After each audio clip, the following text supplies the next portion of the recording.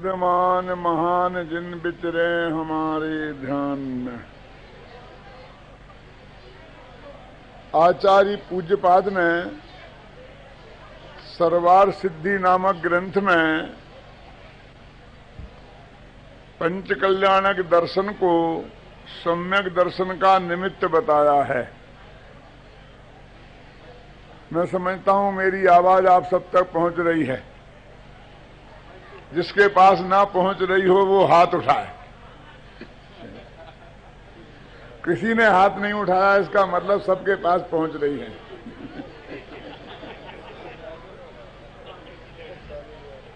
तो आचार्य पूज्यपाद ने सर्वार सिद्धि नामक ग्रंथ में पंच कल्याणक दर्शन को सम्यक दर्शन का निमित्त बताया है। मैं आपसे जानना चाहता हूं कि इस पंच कल्याणक में जो आप देख रहे हैं शुरू से आज तक अभी तक, इसमें ऐसी कौन सी चीज है जो सम्यक दर्शन में निमित्त बन सकती है? तो सम्यक दर्शन की प्राप्ति में 5 लब्धियां होती हैं। क्षयोपशम लब्धि, विशुद्धि लब्धि, देशना लब्धि, प्रायोग लब्धि और करण लब्धि। इसमें 4 लब्धियां तो उपादान रूप हैं और देशना लब्धि निमित्त रूप है। तो जो अनंत भगवान की दिव्य ध्वनि खिरती है वही हमारे सम्यक दर्शन में वास्तव में निमित्त है और उसकी वजह से पूरे पंच कल्याणक को निमित्त कह दिया जाता है। जैसे कि हम कहते हैं आप कहाँ रहते हैं कि जयपुर में, तो जयपुर तो बहुत लंबा चौड़ा है। क्या पूरे जयपुर में हम रहते हैं? जयपुर के एक छोटे से हिस्से में रहते हैं और नाम लेते हैं पूरे जयपुर का। पर छिंदवाड़ा में तो पूरे जयपुर का नाम लेते हैं। पर ये अमेरिका वाले पूछते हैं अमेरिका में कि आप कहाँ रहते हैं, तो कहते हैं इंडिया में। क्या? तो उसके एक छोटे से हिस्से में रहते हैं, फिर भी हम पूरे हिंदुस्तान में रहते हैं, एक कहने का व्यवहार है ना। तो पंच कल्याणक के वो थोड़ा सा वो हिस्सा जो दिव्य ध्वनि वाला है वो वास्तव में सम्यक दर्शन का निमित्त है और उसकी वजह से पूरे पंच कल्याणक को सम्यक दर्शन का निमित्त कह दिया जाता है। और उससे फिर हम समझने लगते हैं कि जो नाचना, गाना, उछलना, कूदना, ये सब सम्यक दर्शन का निमित्त है।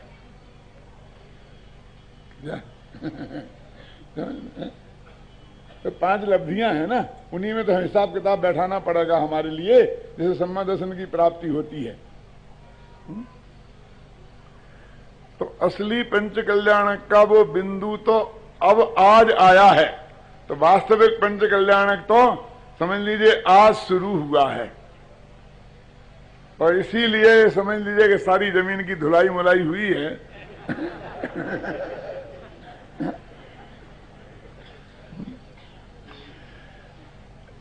आज के दिन मुझे बहुत सी बातों की चर्चा करनी है। इसमें 2-3 बिंदु मुख्य हैं। पहली बात तो एक उन तीर्थंकर परमात्मा की वो धर्म सभा, उसके बारे में बात करनी है। दूसरी उनकी वो दिव्य ध्वनि, उसके बारे में बात करनी है। और तीसरी उस दिव्य ध्वनि में जो माल आया, जो उपदेश उन्होंने दिया, उसकी बात करनी है। तो 3 बिंदुओं से अपन अभी यहां विचार करेंगे। तीर्थंकर की धर्म सभा ऐसी नहीं होती है जैसी कि अपनी होती है कि एक तरफ वक्ता बैठा होता है, इधर को मुंह किए, और सामने सारी भीड़ बैठी होती है वक्ता की तरफ मुंह किए। तो उनकी सभा कैसी होती है आपने देखी होगी ना दोपहरी में, कि बीच में भगवान विराजमान होते हैं और चारों तरफ जनता बैठी होती है। अलग होती है कि नहीं? कैसी होती है? कि जैसी इस प्रकृति की बरसात ने आज मेरी सभा को कर दिया है।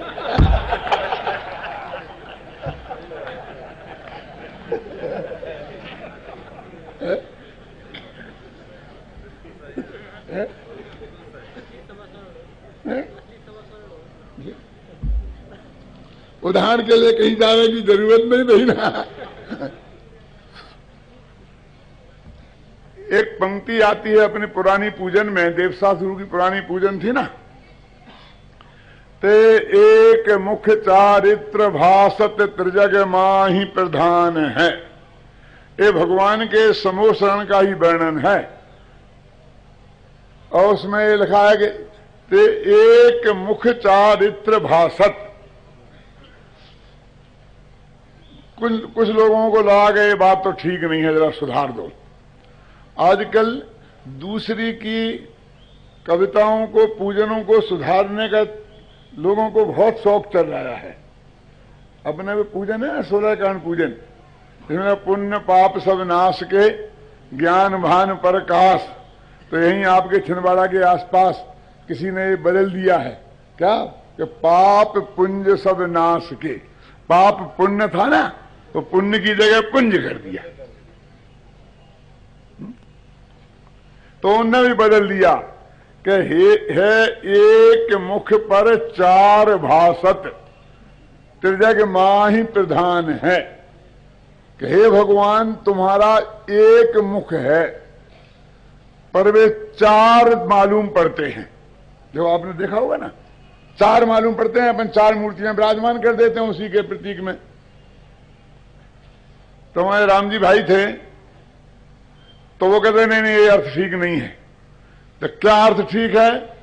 तो वो ऐसा कहते थे कि एक मुख चारित्र भासत, कि हे भगवान, तुमने एक मुख्य माने निश्चय चारित्र का ही वर्णन किया है, व्यवहार चारित्र का वर्णन किया ही नहीं। ऐसा अर्थ किया करते थे। अब मैं ये कहना चाहता हूं कि ना वो पहले वाला अर्थ सही है और ना ये दूसरा वाला अर्थ सही है। तो सही अर्थ क्या है कि हे एक मुख चारित्र भासत, कि हे भगवान, आपका मुंह तो एक ही है, लेकिन चारित्र माने चारों ओर से, फोर एंड वाइड। चारों तरफ से जनता बैठती है और हरेक को ऐसा मालूम पड़ता है कि भगवान सीधे मेरी तरफ देख रहे हैं, बस मेरी आंख में आंख मिला के बात कर रहे हैं। चारित्र भासत, भासत माने बोलते हैं नहीं, मालूम पड़ता है। एक्चुअल में चार मुख नहीं है, चारों तरफ मुख नहीं है, लेकिन उनका वो स्फटिक मणि जैसा शरीर हो गया है ना, तो उसमें ऐसा अतिशय प्रकट हो गया है कि चारों तरफ से उनको ऐसा लगता है कि मेरी तरफ ही देख रहे हैं। और इसका नाम है एक मुख चारित्र भासत। और हम क्या करें, हमारे पास कोई दूसरा रास्ता नहीं है, तो हमने चार मूर्तियां विराजमान कर दी कि एक मूर्ति के चार मुंह बना दिए ब्रह्मा जी जैसे। क्यों? लेकिन वास्तव में वो एक ही मुख है, लेकिन चारों तरफ से मालूम पड़ता है। प्रत्येक श्रोता को ऐसा लगता है कि ये जो बात कही जा रही है वो भगवान की मुख से, वो सब मेरी तरफ देख करके ही कही जा रही है। ये उनकी सभा का स्वरूप था। देखो, उनकी सभा में 12 कोठे होते हैं, मनुष्यों का तो एक ही होता है, देवताओं के तो बहुत होते हैं, 7-8। क्यों? तिरंचों का भी, मनुष्यों के भी 2-3 होते हैं, मुनियों का अलग, समझे ना, साधकों का अलग, साधकाओं का अलग, ऐसे अलग अलग होते हैं। लेकिन तिरंचों का एक ही होता है 12 कोठाओं में से। तो मेरे को बड़ा विचार आया कि ये अन्याय है। सबसे ज्यादा संख्या तो तिरंचों की है और उनके लिए एक कोठा, और देवताओं ने बनाया क्या है समोसन, जो अपने लिए 8-8। क्यों? और बेचारे पशुओं में तो 2 तरह का भेद है, कि कुछ मांसाहारी हैं और कुछ शाकाहारी हैं। और वे एक दूसरे को खा जाएं, तो उनके लिए तो कम से कम 2 कोठे तो चाहिए ही चाहिए थे, एक शाकाहारियों का अलग और एक मांसाहारियों का अलग। एक गाय और शेर को एक ही कोठे में बैठा दिया, और मनुष्यों को अलग अलग कोठे। मैंने बहुत सोचा कि ऐसा क्यों है। अंत में मेरे बात समझ में आ गई आपको, तो आपको बता दूं क्यों, जिसके लिए आपने आज मीटिंग करी थी ना, वही बात है। उन्होंने क्योंकि ये देखा कि भगवान के समोषण में जाकर गाय और शेर, सांप और न्योला एक साथ बैठ के भगवान की दिव्य ध्वनि सुन सकते हैं, लेकिन ये छिंदवाड़ा वाले 2 ग्रुप के एक साथ बैठ के नहीं सुन सकते।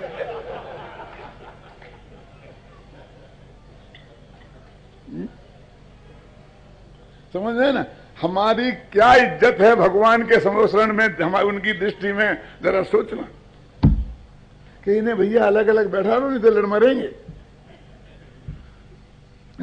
कि भाई भाई साथ साथ में नहीं बैठ सकते हैं सुन के भगवान की दिव्य ध्वनि सुनने के लिए भी।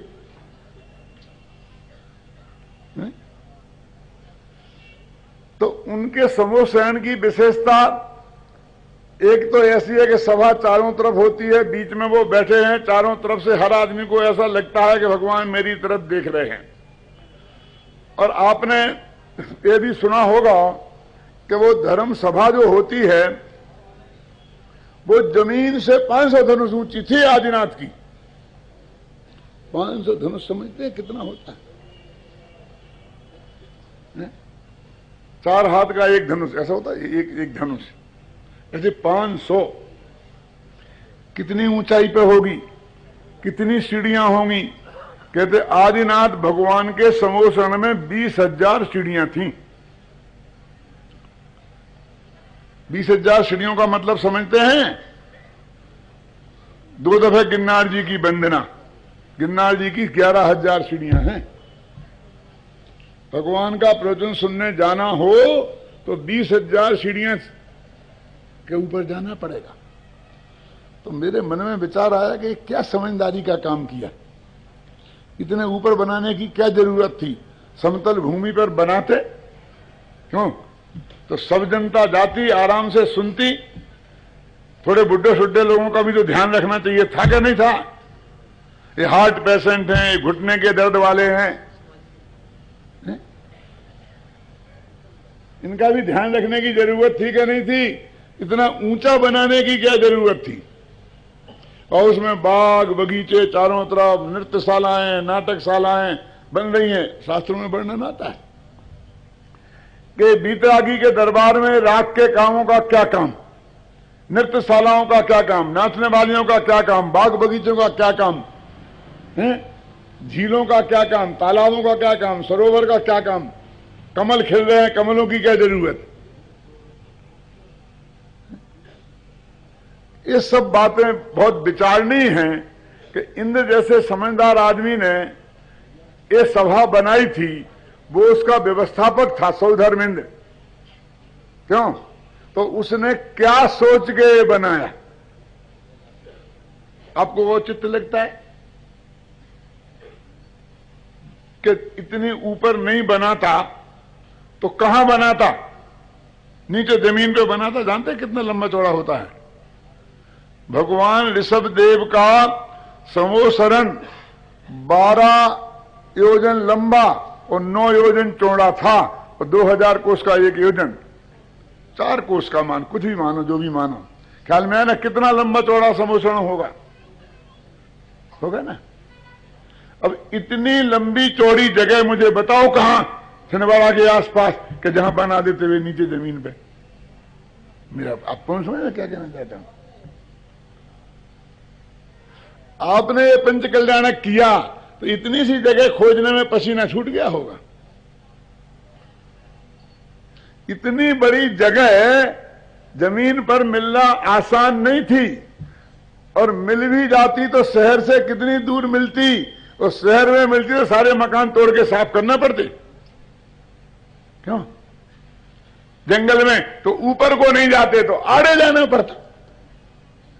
तो फिर ये रोना होता कि इतने दूर क्यों। और वहां भी जमीन पे कितने पेड़ पौधे, वनस्पति, खेत खलियान, सबकी सफाई करनी पड़ती, कितने जीवों की हिंसा होती, सोचो आप।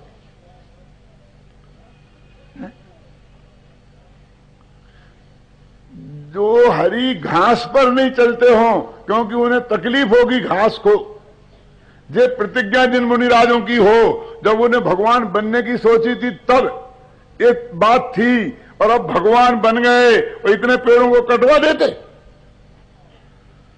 क्या?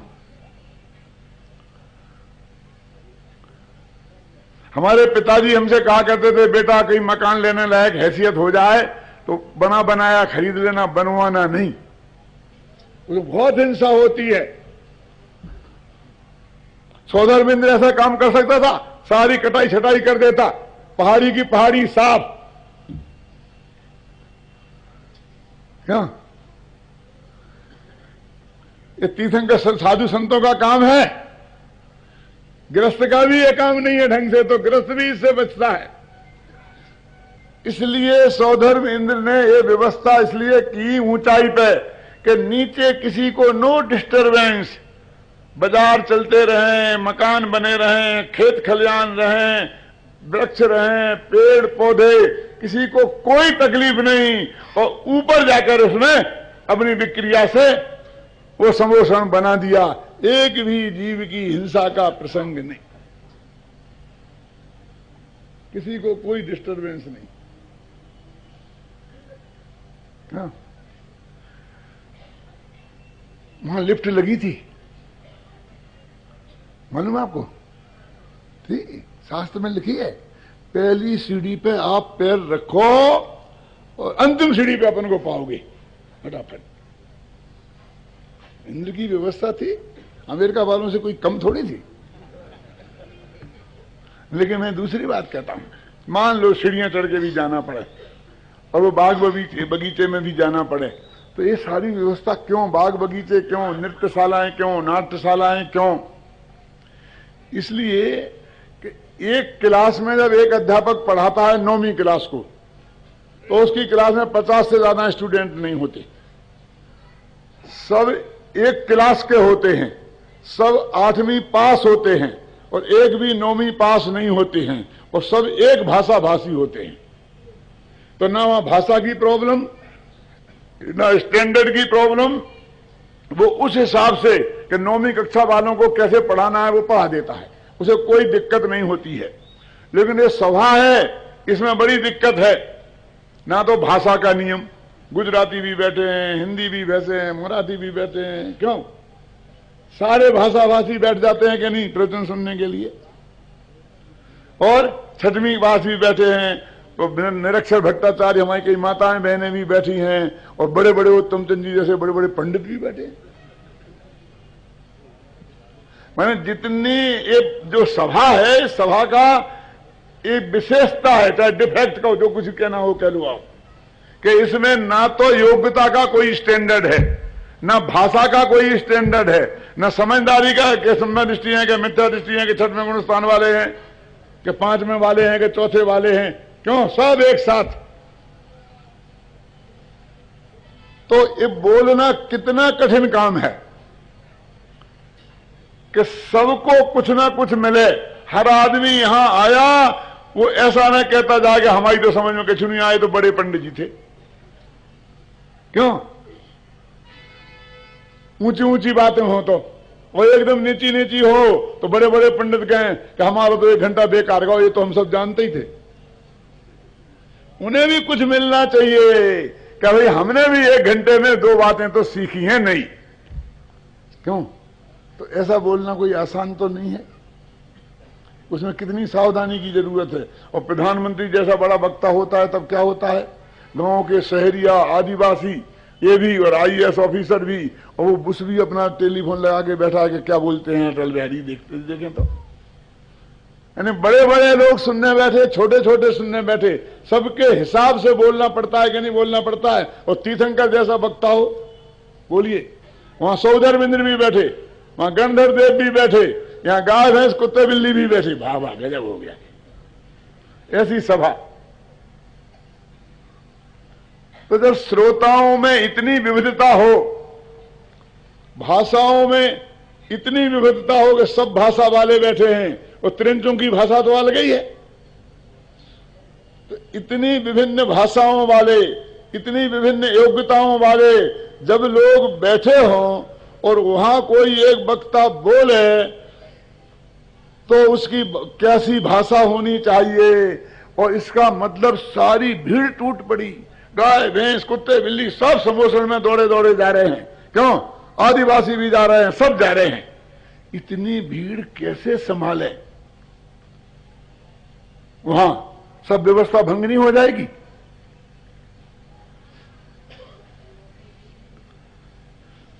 सौदर मैंने सोचा क्या करूं, ये भीड़ पे कंट्रोल कैसे करूं? कि भाई पूछ लो, सलाह बहुत है ना, छिंदवाड़ा वालों ने दो पंच कल्याण करे, इनसे पूछ लो ना कि भीड़ पे कंट्रोल कैसे किया जाता है। क्यों?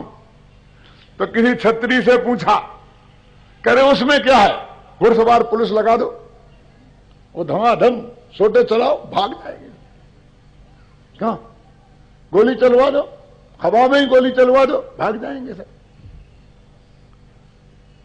किसी बनिए से पूछा कि सेठ जी आपका क्या कहना है, कि 100 रुपए का टिकट लगा दो।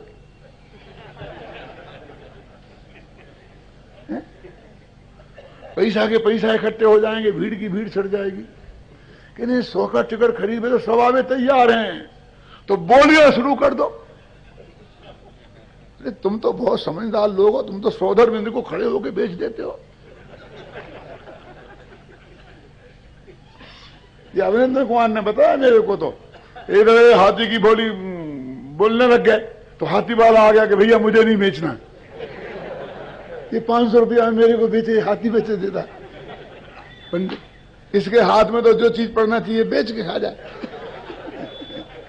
बन गया। सौदर मित्र ने ना बनिए की मानी, ना तो टिकट लगाई, और ना उन क्षत्रियों की मानी कि डंडे के बल से इनको रोक दो। तो कैसे रोकें कि जिससे भगवान के समोसरण में सिलेक्टेड लोग पहुंचे? वो सिलेक्टेड मतलब समझे ना, हिंदी में जरा जो वक्त शब्द है ना वो जरा अच्छा नहीं है, इसलिए मैंने अंग्रेजी बोली है। क्या बोलते हैं हिंदी में? छटे हुए लोग। छटे छटाए, तो इसका बहुत खराब अर्थ होता है हिंदी में। इसलिए मैंने कहा सिलेक्टेड पर्सन। क्यों? चुने हुए लोग पहुंचे। इसके लिए वहां का हिसाब क्या कि जो राग रंग के प्रेमी हैं वे नाचने गाने देखने में उलझ जाएं, जो बाग बगीचा के प्रेमी हैं वे घूमने में उलझ जाएं, जो तैरने के प्रेमी हैं वो सरोवर में गोता लगाने लग जाएं, और जो भगवान के तत्व की रुचि वाले हैं नीति गर्दन करके हिरिया समिति पूर्वक सीधे यहां देखें ना वहां देखें, और पशुचन का समय हो गया है और सीधे वहां पहुंच जाएं। तो अपने सिलेक्टेड लोग पहुंचेंगे कि नहीं पहुंचेंगे? जब सिलेक्टेड लोग पहुंचते हैं तो उसका परिणाम भी क्या आता है? उनकी दिव्य ध्वनि खरी, तो इतने लोगों ने दीक्षा ले ली, इतने लोगों ने अनुभूत ले लिए, इतने लोगों को सम्मा दर्शन हो गया। आता ना शास्त्रों में। ये जो अच्छे अच्छे स्कूल होते हैं ना, बहुत स्टैंडर्ड के स्कूल जिनमें 2-2 लाख का डोनेशन देकर अपने एक पहली क्लास के बच्चे को भर्ती कराना पड़ता है, इनका रिजल्ट बहुत बढ़िया क्यों रहता है? सारे आईएएस ऑफिसर इन्हीं के स्कूल के विद्यार्थी क्यों बनते हैं? इसलिए नहीं कि अध्यापक बहुत अच्छे हैं, वे बहुत अच्छा पढ़ाते हैं। तो किस लिए? क्योंकि वे भर्ती वक्त ही इस बात का ध्यान रखते हैं कि जो फर्स्ट डिवीजन पास हुए हों, जो गोल्ड मेडलिस्ट हों, अच्छे से अच्छे ज्यादा नंबर हों, उनके हिसाब से सिलेक्शन करेंगे। 97%, 96% वालों से नीचे लेंगे ही नहीं। जब इतने होशियार बच्चों को तुम भर्ती करोगे तो वे तो होशियार निकलने ही वाले हैं। तुमने क्या किया? क्यों? और सरकारी स्कूल में सब गधे घोड़े भर जाएंगे, तो वहां का रिजल्ट जितना रहना है उतना ही रहना है, क्या करेंगे? इस सवाल बे मास्टर खराब है, जो मास्टर अच्छे हैं इतनी बात नहीं है। वो सिलेक्शन का माल आया ना, तो उनके पास वो सिलेक्शन का माल गया। सिलेक्शन का माल भी कब कर सकते हैं? जब एक जगह की 100 जगह भर्ती करने के लिए एप्लीकेशन लेके खड़े हों तो, एक ही भी नहीं आ रहा हो तो, बोलो इतनी भीड़ हो वहां तो वे सिलेक्शन करें किनको आने देना किनको नहीं आने देना। यहाँ कोई हमारा प्रवचन सुनने आवे ही नहीं तो सिलेक्शन का सवाल क्या है? जो आ जाए उसी को सुना रही है।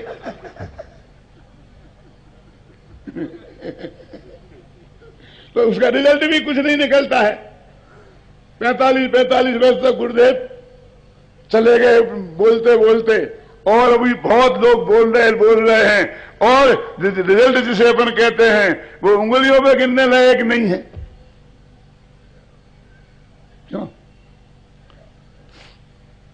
तो समूह शरण में ये बाग बगीचे क्यों रखे गए, ऊंचाई पे क्यों नहीं रखा गया? क्योंकि इंद्र की ये समझदारी की व्यवस्था थी कि उनके प्रवचन सुनने के लिए सिलेक्टेड लोग आए।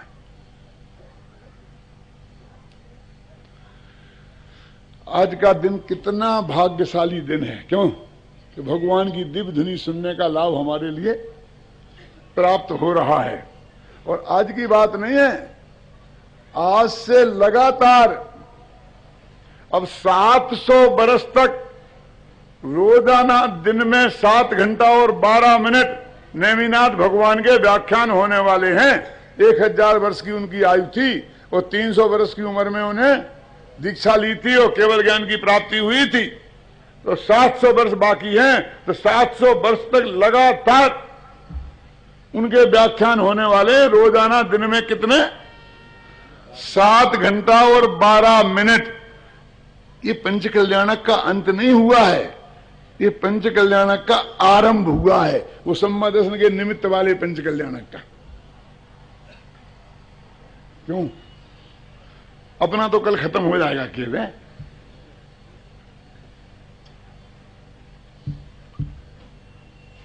क्यों भाई?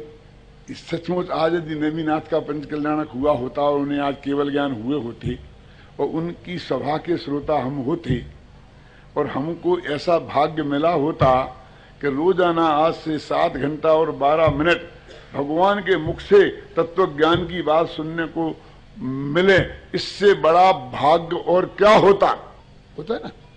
तो अब मैं आपसे पूछता हूं, मान लो है जे असली और कल से 7 घंटा और 12 मिनट व्याख्यान होंगे, आप सब लोग आने को तैयार हैं? अगर सुबह सारी चिड़ियां उड़ जाएंगी? क्यों? आओगे सुनने सब? कहां सब आएंगे? सोच समझ के जवाब दो। 7 घंटा और 12 मिनट। धंधा पानी कब करोगे? नौकरी पे कब जाओगे? दुकानदारी कब करोगे? ऐसे पात्र जीवों उस काल में मौजूद थे कि उनके रोजाना 7 घंटा और 12 मिनट व्याख्यान होंगे और वो सब सुनेंगे। देखो आज हमारी पोजीशन क्या है, जरा गहराई से विचार करके देखना। हम भगवान की पूजा तो 8 घंटा हुए तो खड़े हुए तैयार हैं 5 लाख की बोली लेकर। ख्याल में है ना? आदमी बन के नहीं, इंद्र बन के जीते जी। समझ गए ना? बोली लेके उनकी पूजा भक्ति करने के लिए हम 8 घंटा खड़े होना हो तो खड़े होने को तैयार हैं, लेकिन उनका 8 घंटा व्याख्यान सुनने के लिए तैयार हैं क्या? आप जानते हैं भगवान की पूजा भक्ति और उनके प्रवचन सुनने की बात, इन दोनों में कितना अंतर है। भाव तो दोनों ही शुभ हैं, लेकिन फर्क कितना है कि जब जनता बोले और भगवान सुने, उसका नाम है पूजा भक्ति। आप सब बोलते हो नहीं? सब बोलते कि नहीं? स्पीकर पे। वो सुनता कौन है? स्पीकर पे कम सुनते हो भगवान। जब भगत हो गए वक्ता और भगवान हो गए श्रोता, उसे कहते हैं पूजा और भक्ति। और भगवान हो गए वक्ता और भगत हो गए श्रोता, उसे बोलते हैं प्रवचन, भगवान की दिव्य ध्वनि का खिलना। बोलो बढ़िया बात कौन है? हम बोले और भगवान सुने, वो बढ़िया बात है कि भगवान बोले और अमन सुने, बढ़िया बात है। देखो अभी मैं बोल रहा हूं, आप सुन रहे हैं, ये बढ़िया बात है कि आप सब बोलना शुरू करें और मैं सुनूं, बढ़िया होगा। क्या होगा? बाजार लग जाएगा। हमारे पास ऐसा है क्या जो हम भगवान को सुनाएं? अपना दुखड़ा रोने के अलावा कुछ है हमारे पास? तुमको बिन जाने जो कोलेश पाए सो तुम जानत जिनेश। कि हे भगवान, तुम्हें जाने बिना मैंने जो जो दुख पाए हैं तुम बहुत अच्छी तरह जानते हो, क्योंकि तुम्हें केवल ज्ञान हो गया है ना? कि तुझे ये पक्का पता है कि हाँ पता है, मैं सब अच्छी तरह जानता हूं, कि अच्छी तरह जानता हूं, जानते हो मैं कि तुम्हें सब पता है, तो अब तो चुप हो जा। आगे शुरू करता है, पशु नार के नर सुर गति मझार भव धर धर हमारे अनंत शुरू कर दी अपनी रामायण। ये भी कहता जाता है कि आपको पता है, और फिर भी अपनी रामायण शुरू करता है, चुप नहीं रहता है।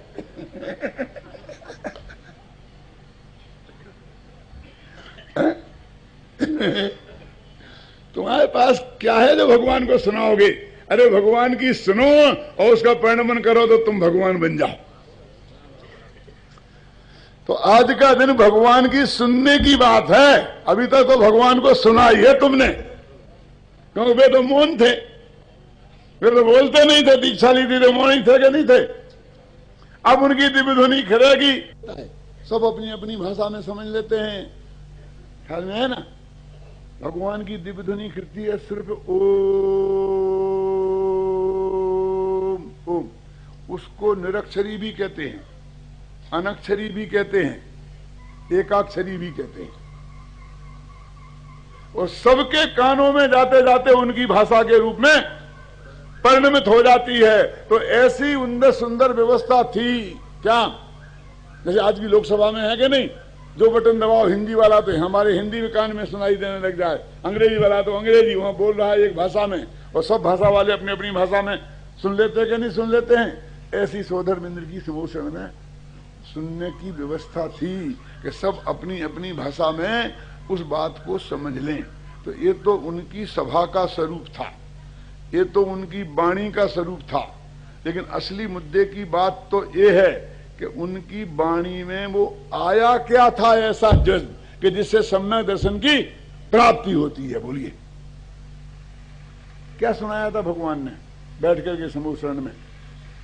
एक था राजा, एक थी रानी, और दोनों मर गए, खत्म कहानी। ये सारे किस्से लेके बैठे होंगे भगवान समूह शरण में। क्यों? कि जिस चीज को समझने से सम्यक दर्शन ज्ञान चारित्र की प्राप्ति होती है, जिसका ध्यान करने से सम्यक दर्शन ज्ञान चारित्र की प्राप्ति होती है, जिसका ज्ञान करने से, जिसका श्रद्धान करने से उस भगवान आत्मा की बात उस भगवान की दिव्य ध्वनि में आई थी। क्योंकि अपने मूल मुद्दे की बात यह है कि इस पंच कल्याणक हमारा सम्यक दर्शन में निमित्त होना चाहिए। तो सम्यक दर्शन में क्या निमित्त होगा?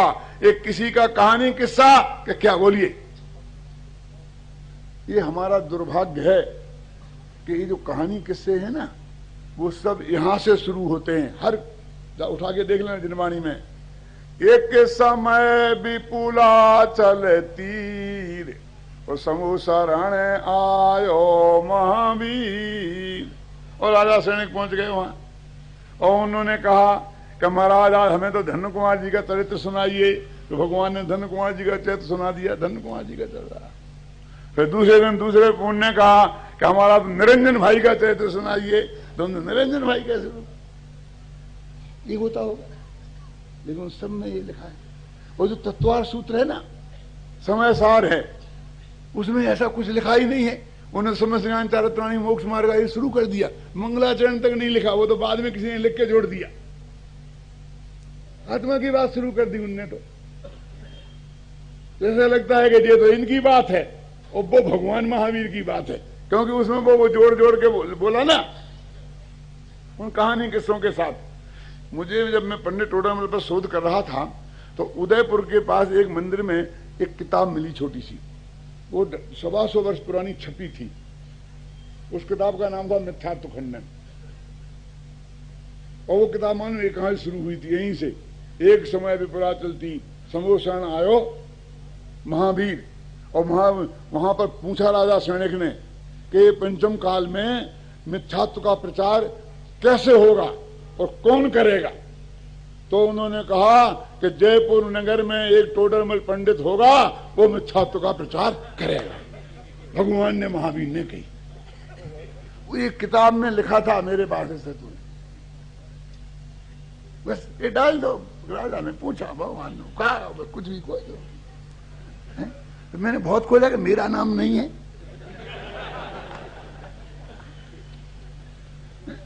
अब भविष्य में कोई कभी होगा तो मेरा नाम भी आ जाएगा। ऐसी गलतियां हम कम करते हैं क्या? क्यों? यहां भगवान नेमिनाथ का प्रकरण चल रहा है, दूत आ रहा है, वो खबर सुना रहा है कि आपके किनके दरबार में, वो गुरसेन के क्यों भैया, समुद्र विजय के में, कि आपको पुत्र रत्न की प्राप्ति हुई है। और साथ में कहता है कि 10 वर्ष पहले आदिनाथ के पुत्र रत्न की प्राप्ति का समाचार भी मैंने ही दिया था आपको।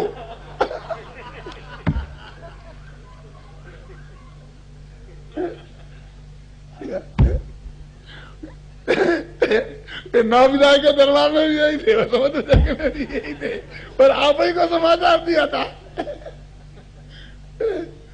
उनको सिर्फ ये बताना था कि ये पाठ करने का मौका उस वक्त भी मेरे को मिला था 10 साल पहले, तो इसके लिए उन्हें उसमें ही बीच में ही ठोक दिया। वो भूल ही गया कि मैं वह दूत हूं कि मैं रमेश सुरेश नहीं हूं, मैं अभी वह दूत हूं। क्या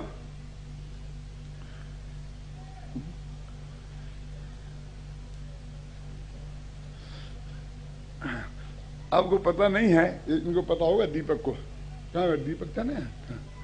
हाँ, कि एक दर पंच कल्याणक हो रहे थे अपने सोनगढ़ के आसपास कहीं, तो फिर आया प्रश्न का कौन बनेगा माँ बाप। तो फिर एक आदमी का नाम आया, तो कहा ये तो 5 साल पहले बन चुके थे कि वे दोबारा बनवे तैयार हैं। बहुत बड़े आदमी का नाम था, इतने बड़े आदमी का था कि मैं ले नहीं सकता, बुजुर्गों का नाम लेना नहीं चाहिए। तो मेरे सामने बात आई तो मैंने कहा वे कैसे बन सकते हैं, बन ही नहीं सकते हैं पिता। क्यों? जब 5 साल पहले उन्हें ब्रह्मचर्य ले लिया तो पिता बनेंगे कैसे?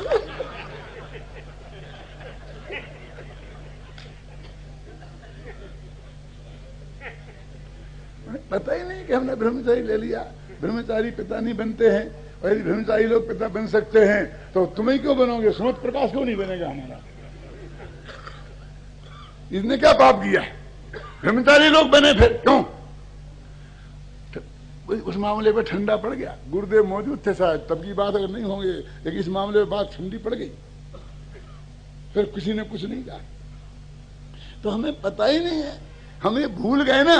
वो आदमी ये भूले गए भगवान महावीर के संबोधन में राजा सैनिक और जयपुर में कब कौन मिथ्यात्व का प्रचार करेगा, वो एक किस्सा लेके बैठे होंगे। उनको कुछ मतलब नहीं है, उन्हें तो बस इतना कहना है, क्योंकि ये महावीर की सील लगाना है उस पर। तो ये जो कहानी किस्से वाली बातें हैं वो तो इस भाषा में लिखी हुई हैं। और ये जो तत्व ज्ञान की बात है, तत्वार सूत्र जैसा महाग्रंथ है, समय सार जैसा महाग्रंथ है, उसके शुरू में आचार्यों ने ऐसा कुछ नहीं लिखा। भगवान को एक लेन में नमस्कार किया और अपनी तत्व की बात शुरू कर दी। तो ऐसा लगता है कि ये तो किसी आदमी की बनाई किताब है। अब वो किताबें तो हमने मालूम वो ऐसी छापी आड़ी और बिना बाइंडिंग की ऐसी रखी, तो वो हो गए शास्त्री जी सावधान, सब लोग आगे खड़े हो गए, नहीं खोल के देखिए। और एक सूत्र जी हमने एक गुटका सा छाप लिया और जेब में रख लिया, तो ये इस तत्वा सूत्र जो महाशास्त्र है वो गुटका हो गया रह गया, वो शास्त्र और ये गुटका।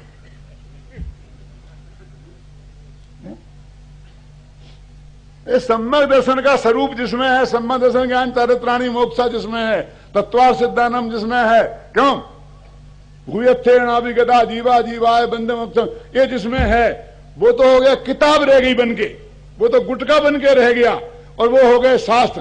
तो मैं आपसे पूछता हूं, भगवान के समोसन में बैठ के उनने कौन सी चीजें समझाई होंगी?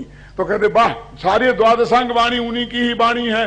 मैं भी मानता हूं कि उसी में से सब निकला है, लेकिन मुख्य रूप से बात हम कहें, सिलेक्शन का यदि सवाल आए तो क्या चीज कही होगी? टोडरमल जी ने मोक्षमाया प्रकाशक में लिखा है कि 5 चीजें हैं बस। सच्चे देवशास्त्र गुरु का स्वरूप, 7 तत्वों का सिद्धांत, स्वपर का भेद विज्ञान, और कौन से भाव हितकारी हैं और कौन से भाव अहितकारी हैं, इस बात का निर्णय करे। बस इतना ये है, ये सिलेबस है सम्यक दर्शन की प्राप्ति का। तो भगवान की दिव्य ध्वनि का मूल जो प्रकरण है वो ये चीजें हैं कि जिनसे सम्यक दर्शन की प्राप्ति होती है। लड़ने झगड़ने के लिए तो बहुत है। ये सौरीपुर है ना, सौरीपुर अपने कौन से नेमिनाथ भगवान का। सन 65 में मैनपुरी गया था पर्यूषण में, जब वो भारत हिंदुस्तान की लड़ाई चलती थी ना, पाकिस्तान हिंदुस्तान की। वो कौन, लाल बहादुर शास्त्री अयूब खां की, तब की बात है, सही घटना। मैं वहां गया तो वहां एक वकील साहब थे, ऐसा कुछ नाम था, मैं भूल रहा हूं थोड़ा नाम, इंद्रजीत सिंह ऐसा कुछ नाम था। अभी है कि नहीं मुझे पता नहीं, बुजुर्ग थे। उनके घर खाना खाने गए तो वे पीछे पड़ गए कि साहब आपको ये पता लगाना चाहिए कि सौरीपुर है, ये आगरा बाग के पास वाला है, जिसे कल लोग यहाँ असली कह रहे थे ना कि वो गुजरात वाला है। असली सौरीपुर कौन है? नेमिनाथ की जन्मभूमि असली कौन है? तो मैंने कहा होगी, कोई भी होगी, क्या फर्क पड़ता है? क्यों? नहीं नहीं नहीं, बहुत पीछे पड़े, खाना ही मुश्किल हो गया। फिर खाना निबट गया, फिर भी पीछे पड़े रहे। तो मेहताब सिंह नाम था वकील साहब का। तो मैंने कहा वकील साहब एक बात बताओ कि ये इसका मतलब पता लगना बहुत मुश्किल है कि कौन है असली। लेकिन मैंने सारा जीवन लगा के और ये पता भी लग गया अंत में कि असली ए नहीं ए है, तो मुझे सम्यक दर्शन हो जाएगा कि नहीं? समझना, मुझे सम्यक दर्शन क्या लेना देना है इसका? तो मैंने कहा मैं अपने मनुष्य को बर्बाद काहे को करूं? तुम लोग लगो इसमें, तुम जो काम कर रहे हो वो छोड़ के इसमें लगोगे तो पाप से बचोगे, पुण्य में लगोगे। और मैं छोड़ के करूंगा तो आत्मा के कल्याण देने कैसे? तुम लगो ना इसमें, मुझे क्यों लगाते हो? इसका निष्कर्ष भी निकलना मुश्किल है, और निकल गया तो क्या होगा? मेरा तो जो होगा सो होगा। लेकिन मैं पूछता हूं कि यदि मैंने ये सिद्ध कर दिया कि ये गुजरात वाला है, ये वाला नहीं है, तो तुम लोग मानने को तैयार हो? आगरा के आसपास वाले क्यों? कोई मानेगा? अरे मुझे पागल खाने में भर्ती करा दे कोई। कई पंडित देखो यूपी का होकर यूपी का विरोध कर रहा है, यानी मैं यूपी का हूं तो मैं ये सिद्ध करूं कि वे यूपी के थे, गुजराती नहीं थे। और कहते गुजरातियों ने खरीद लिया, गुजरातियों ने खरीद लिया पंडित। और यदि मैंने ये कह दिया कि गुजरात का नहीं है, आगरा का है, तो ये गुजराती मेरे को बख्शने वाले हैं? हिंदी वालों का कहीं काम नहीं थी। क्यों? मुझे उपलब्ध क्या होगा? इस रिसर्च के बाद मेरे जो ये श्रोता है ना, हिंदी और गुजराती एक साथ बैठते हैं सुनने के लिए, इनमें से आधी पार्टी टूट जाएगी। ये उपलब्ध होने वाला है, न सम्यक दर्शन होने वाला है, न कुछ होने वाला है। और पता भी लग गया तो, और नहीं लगा तो मुफ्त में सारी जिंदगी जानी है। ये इतिहास वालों को बहुत बुरा लग सकता है मेरी ये बात, है ना? क्योंकि जो पत्थरों को खोज खोज कर और पत्थरों को पढ़ पढ़ कर सारी जिंदगी उसमें माथा लगा करके अपने को विद्वान समझते हैं, उनको ये शास्त्र पढ़कर कि जो की वाली जो विद्वत्ता है सम्यक दर्शन वाली, वो उनकी समझ में नहीं आती। क्यों? मैं आप लोगों से पूछता हूं कि जमीन में एक खोदा, एक पत्थर निकला, उस पत्थर पे लिखा निकल आया कि ये असली सौरीपुर, ये आगरा वाला है, पत्थर पे लिखा निकल आया। तो आप लिए लिए फिरते हैं पुरातत्वीय प्रमाण, क्या बोलते हैं, पुरातत्व का प्रमाण है। लेकिन ये भाई साहब लिखाया किसने है? किसी वीतरागी संत ने लिखा होगा, अनंत भगवान ने लिखा होगा, आचार्य ने लिखा होगा, उपाध्याय ने, सर्व साधु ने, किसी सम्यक दृष्टि ने। क्यों कि किसी राजा महाराजा ने जो दिन में 7 बोतल पीता होगा, उसने लिखवाया होगा वो इतिहास, जिसको जो इतिहास कहते हैं। वो किसका लिखवाया होगा? वो जीते वाले राजा का लिखवाया हुआ होगा, उस पत्थर पे लिख के, और उसने जमीन में गाड़ दिया कि अपने आप टूट टाट के जमीन में गड़ गया। तो वो हमारे लिए सबसे बड़ा प्रमाण हो गया। और जिनने सारी जिंदगी झूठ नहीं बोलने की प्रतिज्ञा ली थी, ऐसे कुंद कुंदाचार्य देव कहते हैं कि मैं तुम्हें आत्मा समझाऊंगा, तो इसलिए हमारे लिए किताब होगी, गुटका हो गया, ये कुछ नहीं रहा हमारे लिए। क्यों? इनके लिए हम कहते व्हाट इज द प्रूफ, प्रमाण लाओ। लेकिन इससे बड़ा प्रमाण और क्या चाहिए? 2000 वर्ष पुराना है। तुम्हें 100 वर्ष पुराना पत्थर का टुकड़ा मिल जाए तो वो इतिहास हो जाता है। क्यों हो जाता है? क्या नहीं हो जाता? और 2000 वर्ष पुराना ये शास्त्र तुम्हारे लिए कुछ नहीं है। भगवान ने 700 वर्ष तक बैठ करके आखिर समूह शरण में क्या कहा होगा? वो मूल बात क्या होगी कि जिससे सम्मा दर्शन की प्राप्ति होगी? वो इतिहास के, वो भूगोल के क्या होगा? बोलो। टोडरमल जी ने कितनी भोलेपन से जवाब दिया है कि होगा, सौरीपुर होगा, गुजरात में होगा, कि यहां होगा। अरे कहीं ना कहीं की नगर में ही पैदा भय थे, जंगल में तो पैदा नहीं भय थे। काय को माथा मारते, ऐसा लिखा। किसी नगर में ही पैदा भय थे हैं? और चाहे वो वहां हुए हो चाहे यहां हुए, सौधर्मेंद्र तो वो ही आया होगा। नगरी तो उसी ने बसाई होगी, पांडवशिला पर तो वो ही ले गया होगा। क्यों? इससे कोई फर्क थोड़ी पड़ता है, इससे कोई लाभ होने वाला नहीं है। तो उनकी भगवान की दिव्य धुनी में क्या माल आया होगा, वो जिसको सम्मा दर्शन की प्राप्ति का कारण है, वो माल, उसमें कौन सी चीजें जरूरी हैं? देव शास्त्र गुरु सम्यक दर्शन की परिभाषा में आचार्य समंत भद्र ने लिखा, श्रद्धा नाम परमार्था नाम आप्तागम तपोभृताम त्रिमूढ़ा पूर्ण मष्टांगम सम्यक दर्शन मस्मयम। ये लोग जब करते हैं, देवशास्त्र गुरु की चर्चा करते हैं ना, तो समझते हैं हमारी बुराई कर रहे। ये किसी की बुराई की बात नहीं है। हम तो तुम्हारा नाम भी नहीं लेते, डर लगता है हमें तो। लेकिन हम क्या करें? शास्त्र में सम्मा दर्शन की परिभाषा में वो शामिल क्रिया है, उसका स्वरूप जानना हमें बहुत जरूरी है। वो हमारे अनिवार्य कोर्स में है, हमारी वो कोर्स की किताब है, उसके बिना हम पास नहीं होंगे। क्यों? समझे ना? देवशास्त्र गुरु का स्वरूप सच्चा हमारे ख्याल में नहीं होगा तो भी हमें सम्मा दर्शन नहीं होगा। कि सब 7 तत्व समझ लें और आत्मा समझ लें, क्या जरूरत है देवशास्त्र गुरु की? उन्हें एक तरफ बैठे रहने दो। कि समझाएगा कौन? गुरु तो समझाएंगे, देव की वाणी में से तो समझेंगे, उन्हीं के शास्त्रों को पढ़ के तो समझेंगे।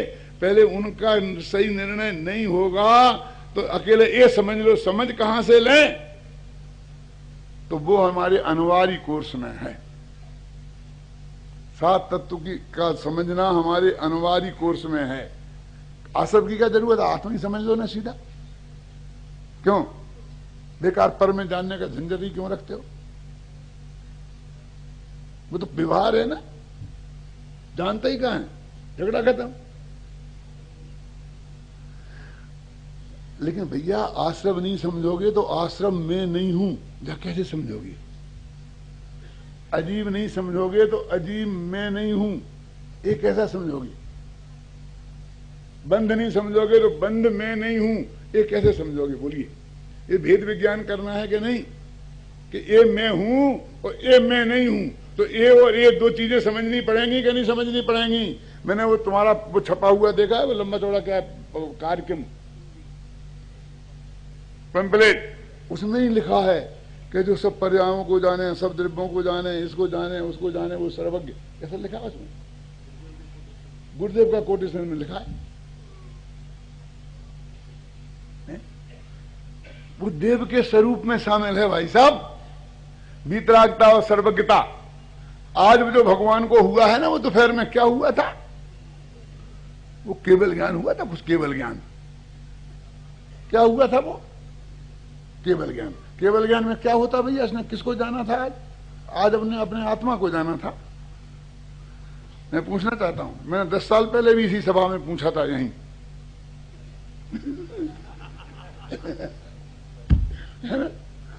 इसी पंडाल में, कि आज भगवान को हुआ क्या? आज उनने केवल ज्ञान हुआ। केवल ज्ञान तो ठीक है, लेकिन केवल ज्ञान में उनने आज जाना क्या? आज नया क्या जाना? मैं जानना चाहता हूं। अपने आत्मा को जाना था उनने आज। क्यों? अरे आत्मा को तो वे जन्म के पहले से जानते थे, मां के पेट में भी आत्मा को जानते थे। उसके बिना तीर्थंकर प्रकृति का बंध नहीं होता है। वे जयंत नाम के विमान से आए थे ना, वहां मिथ्या दृष्टि जाते ही नहीं है, वहां भी वे आत्मा को जानते थे। और उसके पहले भम्म जहां तीर्थंकर प्रकृति बांधना शुरू किया होगा, तब भी वे आत्मा को जानते थे। एक समय भी आत्मा को जाने बिना तब से आज तक मां के पेट में भी आत्मा को जाने बिना रहे नहीं है। आज जो हुआ है, उनने वो आज आत्मा को नहीं जाना, सारे लोकालोक को, प्रत्येक द्रव्य को, उसकी प्रत्येक गुण को और उसकी प्रत्येक पर्याय को जाना था। वही ने यहां बोला था ना, उसकी शिकायत बहुत बड़ी अदालत में पहुंची थी यहीं से, कि यहां पर ये कहा डॉक्टर साहब ने, ये कहा, ये कहा, ये कहा, क्या हो गया? और चलते ये कहा कि आज ये जाना था, आज क्या जाना था? मैं आपसे पूछता हूं, क्यों दीपक भाई, क्या हुआ था? आज क्या जाना था उनने? ये सारे लोकालोक को जाना था कि नहीं जाना था? आत्मा का अनुभव तो उन्हें पहले से ही था। अरे आत्मा को जानने का नाम तो शुद्धोपयोग है। छपक श्रेणी में वे आत्मा को ही जान रहे थे। आत्मा को जानते जानते तो ऐसा ज्ञान प्रकट हुआ है कि सारा लोकालोक उनके ज्ञान में झलक गया है। क्यों? वो तो साधन था, वो उपलब्धि नहीं थी। देखो, दो ही बातें मुख्य हैं, एक आत्मा को जानना और एक परमात्मा को जानना। तो उसमें प्रकाशक में लिखा ना कि सती की गति दो ही है, या तो पति का घर या पिता का घर। तो असली बात तो है पति के घर रहना। सारी जिंदगी तो पति के घर में कटेगी आनंद से, लेकिन मन ना लगे, कभी थोड़ी झड़प हो जाए पति से, थोड़ी बहुत, हिंदुस्तान जैसी, तो पिता के घर चली जाए और महीना 15 दिन वहां रह के लौट के आ जाए। क्यों? तो चले, तो बदनामी नहीं होगी। तीसरे घर गई तो मरी। और पिता के घर भी यदि 2 महीना रह गई तो अड़ोस पड़ोस में चर्चा शुरू हो जाएगी कि क्या बात है, क्या बात है, ये आई से यहीं जम के रह गई, जाती नहीं है। क्यों? और यदि 6 महीना रह गई तो भाई भाभी में चर्चा शुरू हो जाएगी। भाभी भाई से कहेगी कि भाई साहब यहीं रहेंगी क्या? भाई कहे चुप रहे, क्यों चुप रहूं?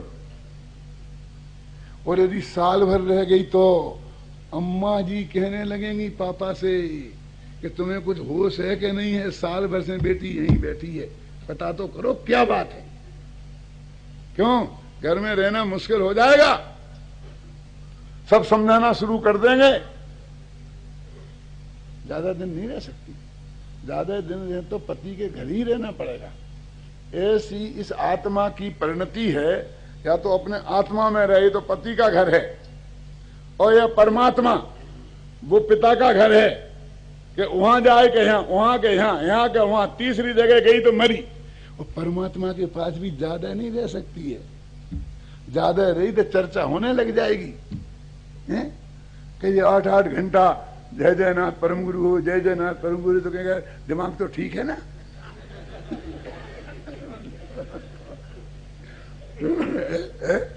स्वाध्याय 10 घंटा करो, आत्मा में गिर, अपनी बात समझने की कोशिश करो, ख्याल में है ना? ऐसा नहीं चलेगा। तो ये जो परिणति है, इसकी तीसरी जगह कोई गति नहीं है। अब मैं बोल रहा हूं, आत्मा माने सर्वज्ञ स्वभावी आत्मा, और परमात्मा माने सर्वज्ञ पर्याय से संपन्न आत्मा। सुनना, सर्वज्ञ स्वभावी माने आत्मा, और सर्वज्ञ पर्याय से संपन्न उसका नाम परमात्मा। ध्यान से सुनना। तो चूंकि सर्वज्ञ पर्याय से संपन्न यदि मैं नहीं हूं, इसलिए परमात्मा है पर और आत्मा है निज। समझे ना? तो आत्मा है निज और परमात्मा है पर। तो परमात्मा के पास जाओगे माने सर्वज्ञ के पास जाओगे, जिसमें सर्वज्ञता प्रगट है, तो वो सर्वज्ञ भगवान हमें ये समझाएंगे कि मेरी तरफ क्या देखते हो, मैं जो सर्वज्ञ बना हूं वो किसी को देख कर नहीं बना हूं, अपने को देख करके बना हूं। तो अपनी को देख। नहीं आया समझ में क्या कहना चाहता हूं? असली माँ बाप कौन है?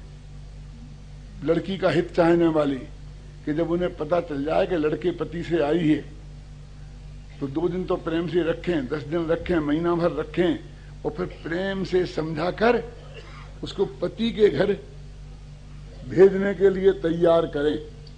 तो निरंतर ये समझाएं कि बेटी, तेरा ये घर नहीं है, इस घर में तू सुख नहीं पाएगी। अभी तेरी भाभी को पता लगा कि तू लड़के आई है, तो यहाँ कोहराम मच जाएगा। क्यों? सही माँ बाप वो है ना कि जो लौट के उसको पति के घर भेज दें। बे माँ बाप सही है ना कि हमारे घर के खाते नहीं है क्या? वे समझते क्या है? चल रहे नहीं, जिंदगी भर रखूंगा मैं, तेरे नाम 10 लाख रुपए लिखा के जाऊंगा मरने के पहले। अरे यदि वो रह भी गई तो भाई के बाल बच्चों के कपड़ा धोते धोते जिंदगी जाएगी। अपने बच्चों के कपड़े धोने को नहीं मिलेंगे, क्योंकि बच्चे ही नहीं होंगे तो कपड़े धोने को कहां से मिलेंगे?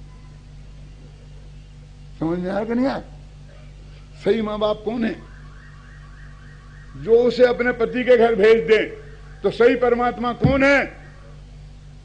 जो उसे उसी आत्मा के पास भेजने की बात के लिए समझाए, और जो कहें मामई के शरणम बजे, तू मेरे में आ जा, मैं निपट लूंगा, आराम से रह, कोई तकलीफ नहीं है, तू तो मेरी भक्ति किए जा, बाकी मेरे हिसाब किताब में मैं देख लूंगा। वो सही नहीं है। वो जिंदगी भर दास बनाने का चक्कर है। वो भगवान दास बनने का उपाय है, वो भगवान बनने का उपाय नहीं है। जैनियों के भगवान ने समोसन में बैठ करके सब आत्माओं से ये कहा है कि बधा भगवान छे और बधा भगवान था। ये जो वो समोसरण की मैं भगवान की दिव्य धुनी में जो मूल माल आया, वो ये माल है।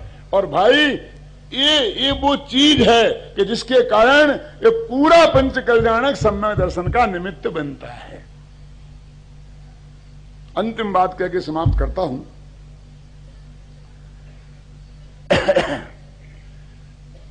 कि भाई साहब तुम कुछ भी कहो, कोई नेमिनाथ का तो नहीं है। ये वो नेमिनाथ वो तो बात ही दूसरी होगी, वो तो। लेकिन मैं आपसे एक बात कहता हूं कि उस नेमिनाथ भगवान के समोषण में जो आदमी होगा, वो उसने ये बात नहीं समझ पाई, तो वो असली समोषण में जाकर के भी उसने क्या पाया। और ऐसे लोग थे, नाम भी गिना सकता हूं, बताने की जरूरत नहीं है, क्योंकि आपने बड़े सम्मान के साथ उन्हें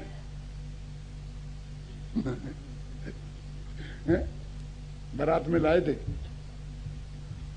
ना ऐसे लोग कि उनने कहा था 1200 वर्ष के बाद द्वारका जल जाएगी। कहीं कहा था नेमिनाथ ने, तो उनने मूंछ पे ताव देके कहा था देखें कैसे जलती है।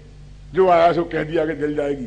अरे हमने बनाई है, हमारे जिंदा रहते द्वारका जल सकती है? कि वो दीपायन मुनि का क्रोध, अरे ना रहेगा, बांस ना बजेगी बांसुरी, बुलाओ दीपायन को। दीपायन हाजिर। क्यों, तुमने सुना क्या कहा? कि हाँ हुजूर सुना।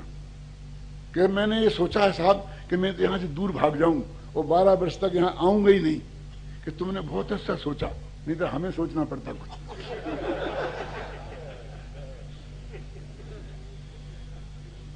शराबबंदी लागू थे ना।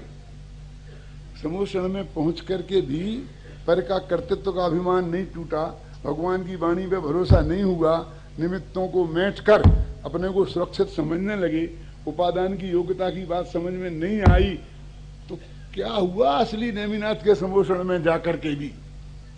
और तुमने इस पंच कल्याणक में आकर के ये बात समझ ली तो तुम्हारे लिए वो उस असली से भी है, असल नकल उससे अच्छा है, क्योंकि मूल बात तो उससे है, ये आपकी समझ पर निर्भर है। उससे भी बढ़िया हो सकता है कि नहीं, बोलो विजय बाबू। ये हमारे लिए केवल ही आगल रहेगा कोरो, गुरुदेव श्री फरमाते थे ना कि हम केवली के पास जाकर के भी कोरे के कोरे वापस आ गए और यहां से धुल पिचके गाएं तो फर्क पड़ जाएगा कि नहीं पड़ जाएगा। इसलिए ये मत सोचो कि वो असली नकली का चक्कर मत रखो, हमारे लिए तो यही असली है, क्योंकि हमारे पुण्य में ऐसा कहां योग है। अभी तुमने बताया था कि नवीनाथ से नवीनाथ में कितने 5 लाख बरस, जमाना कितना बढ़ गया है, उनमें 5 लाख बरस, और नवीनाथ से पारसनाथ में बहुत कम है, और पारसनाथ से महावीर में 250 ही बरस। जमाना वो अच्छा था कि ये अच्छा है, समझ में आया ना, कितने जल्दी जल्दी तीर्थंकर हुए। और एक बात अंतिम कहता हूं कि उस जमाने से आज का जमाना बहुत अच्छा है।